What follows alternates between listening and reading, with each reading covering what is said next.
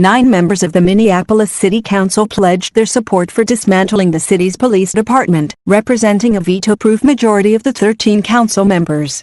The council members announced their position Sunday from the stage at a rally organized by black activists in response to the May 25 killing of George Floyd while in police custody. We will be taking intermediate steps toward ending the MPD through the budget process and other policy and budget decisions over the coming weeks and months, Council member Andrea Jenkins and Council President Lisa Bender told the crowd at Powderhorn Park. The lawmakers said there are still many details to be worked out about what a Minneapolis without police might look like. A day earlier, Minneapolis Mayor Jacob Frey was roundly booed after he told a crowd of protesters he didn't support dismantling the city's police department. That scene with the mayor, which was widely shared online, occurred during a march calling for the city to defund the police department. Frey went to address the crowd, which had stopped near his home, and was asked by a speaker if he supported defunding the police department. In videos of the encounter, Frey is heard discussing systemic racism and reining in police unions. He is soon overwhelmed by a chant of yes or no. The speaker then matter-of-factly says to the mayor, Jacob Frey, we have a yes or no question for you. Frey's answer gets drowned out in most videos of the exchange, though Minnesota Public Radio reported Frey answered in the negative. I am absolutely for a massive shift, a structural shift in how the police department functions, I'll say it again.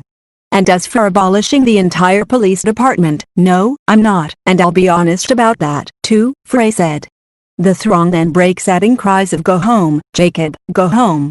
Protesters can also be heard shouting shame as Frey is seen cutting through that crowd. Calls to defund and dismantle police departments have gained traction since Floyd's death at the hands of Minneapolis police. Several members of the Minneapolis City Council have recently taken up the campaign, among them Lisa Bender and Jeremiah Ellison. And when we're done, we're not simply gonna glue it back together. We are going to dramatically rethink how we approach public safety and emergency response. It's really past due, Ellison said in a tweet last week.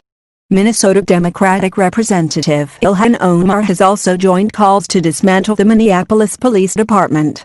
On Saturday, Omar told protesters that reforms to police departments have repeatedly failed to stop police killings of black men and women.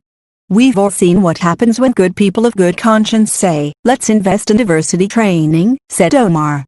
Let's try to explain our humanity and make them see us as dignified people. Maybe that will stop them from killing us. Frey, a former civil rights attorney, was elected the city's mayor in 2017 following an election where police reform proved a central issue. On Friday, Frey signed a council-approved agreement to ban chokeholds and implement several other changes to police procedures. The reforms came after the state opened a civil rights investigation into the city's police department. Brother, it's caught in the crossfire.